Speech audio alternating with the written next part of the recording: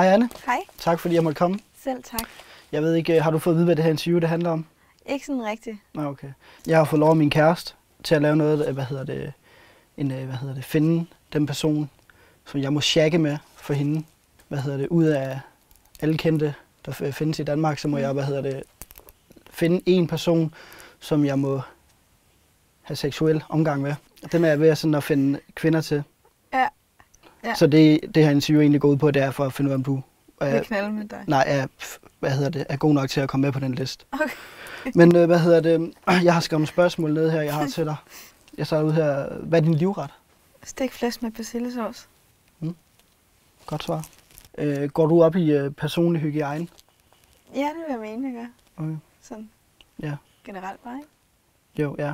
Men bruger du så, når du gør det, bruger du så almindelig sæbe eller intim sæbe?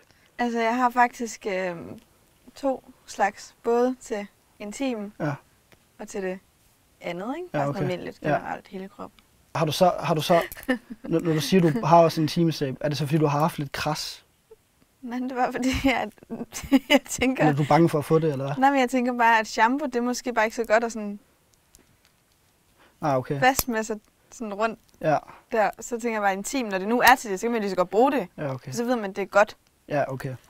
Så du har ikke haft nogen problemer med det? Nej, okay, godt. Hvordan vil du lægge an på mig, hvis det var, du skulle det?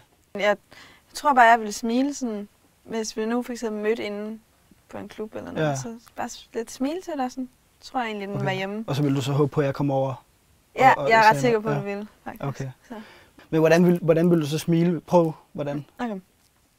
Jeg ved ikke helt, fordi når jeg smiler meget, så kommer der tandkød med. Ja. Så jeg tror, jeg vil prøve sådan virkelig at tænke over, så det skal være sådan noget... På den måde der? Ja. Ja. Man kunne måske... Ja, okay. Ja. Ja. Og så bare kigge på dig, ikke? Ja. Ja. Okay. Hvor er du...